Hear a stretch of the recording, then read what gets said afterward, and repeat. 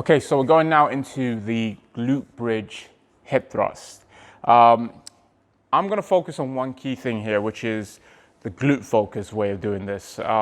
Because there is a way of doing the hip thrust where it becomes the whole posterior chain, or we're using even your quads at some points as well. But we want to really get to the point here with most of you. We're putting this in the programming to ensure that we can actually work the glutes directly. So there's much bang for our buck in regards to engaging those glutes and getting them worked. You can use a bench, obviously, whatever you can. Some gyms will have the boxes and so on. If you're doing this at home as well, same thing. But the main point of this exercise is to ensure, like I said, you want to get this positioning here where half of the upper body is off there. And we can really tuck our chin down, okay, into position.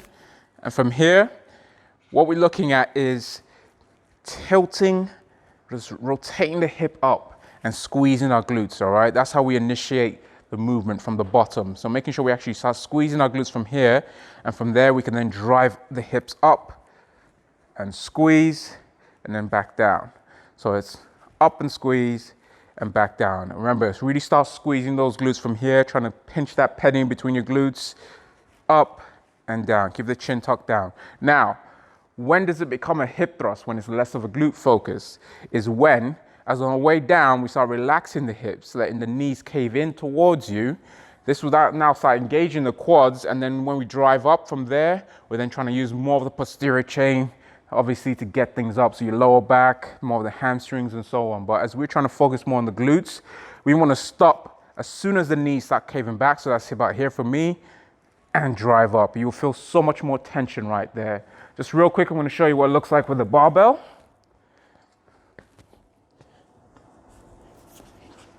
So just placing this here. And again, we're getting in position. Obviously, you might have a hip pad just to make sure, shoulder pad to make sure you're not injuring your hips as the weights get heavier, because all of you should be going heavier. So getting back in position here. Again, from here, this is as low as I'm going to go. Start squeezing my glutes, tilt the hips up. All right, rotate those the hips up there. Just tilt right there. Squeeze the glutes, and then from here, squeeze. And keep squeezing, control it back down. Up and back down. Drive up and back down. All right? That is the hip thrust.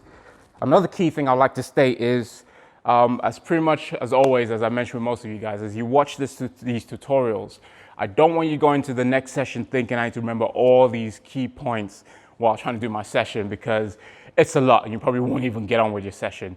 Just take a few things, take a session at a time and work on it. And obviously, again, as we always say, send me the videos of your sets and then we can also take it from there to improve it. But don't try and do everything in one go, all right? Take care.